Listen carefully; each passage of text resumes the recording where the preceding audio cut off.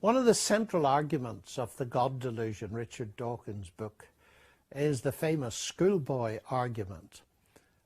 If we believe in a creator, we'll have to ask who created the creator.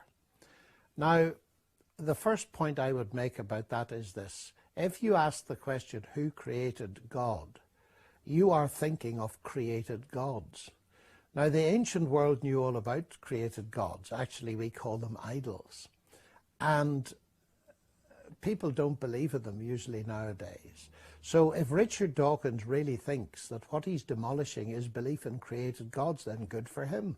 But he could have written a far shorter book, because millions of us don't need any convincing that created gods are a delusion.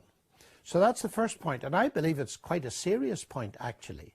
Because if he thinks that the God means you must be able to say who created God, then he does fall foul of that criticism. Now, you can only ask the question, coming at it from another perspective, if you cannot conceive of an eternal God. Christianity, of course, does not believe in a created God. It believes in God who is eternal and is the creator of everything else. In other words, God is uncreated. So what I'm claiming, to use mathematical language, is that the category of the uncreated is not empty.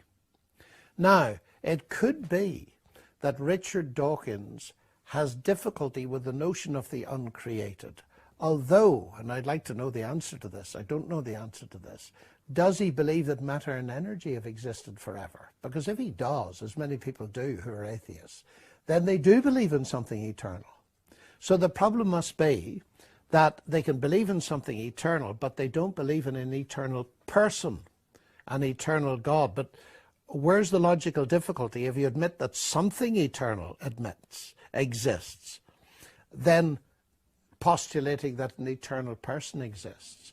On the other hand, if they believe that matter and energy are finite, we can ask them their own question, who created that? And who created whatever created that, and so on. You have an infinite regress unless you can see that the buck must stop somewhere. And of course the Christian doctrine is that God existed eternally, so that by definition the creation buck, so to speak, stops there. So I really think that in a way the game is given away by asking that question. Dawkins is thinking of created gods, which are a delusion. On pages 157 to 58 of his book, The God Delusion, Richard Dawkins outlines or summarizes what he calls the central argument of my book. And when you look at this argument, the conclusion to which is, therefore, God almost certainly does not exist, it is a patently logically invalid argument. Even if you grant all 6 steps in the argument, the conclusion that God does not exist doesn't even follow logically from the argument. So it's on its face, it's logically invalid. But when you look at the argument more closely, I think it has a number of premises in it that are false. What are these premises?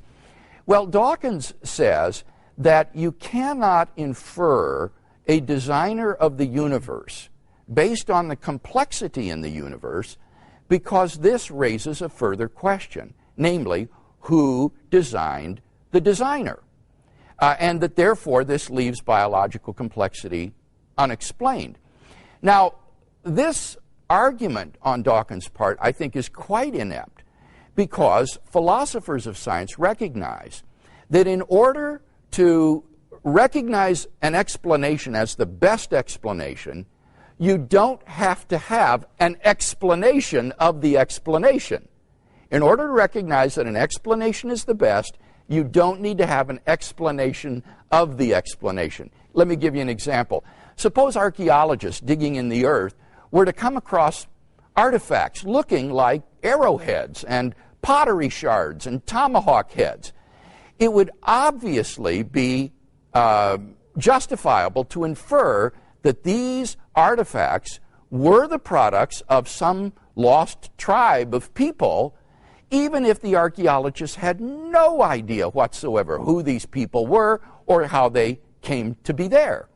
Similarly, if astronauts were to discover a pile of machinery on the backside of the moon, they would be justified in inferring that these were the products of intelligent design, even if they had no idea whatsoever where this machinery came from or who put it there.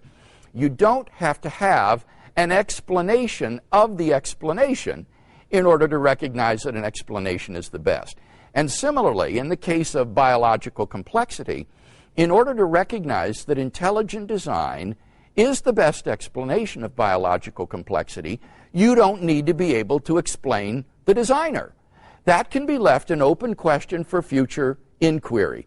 So the argument is inept right from the beginning. In fact, when you think about it, if in order to recognize an explanation is the best, you have to have an explanation of the explanation, that leads immediately to an infinite regress. You need to have an explanation of the explanation of the explanation, and so on to infinity. You would never have an explanation of anything, which would destroy science. So that Dawkins' principle, if adopted, would actually be completely destructive of science. That's how inept this argument is. So that argument doesn't work. Now, Dawkins goes on to defend the idea that a designer wouldn't be a good explanation because he says the hypothesis of a divine designer is more complex than the world that you're trying to explain.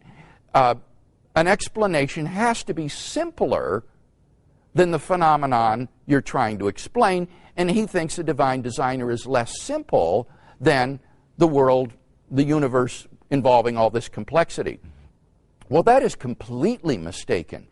When you reflect on the idea that God is an immaterial entity, a spirit, he is a mind without a body, then God is a remarkably simple entity because he has no parts.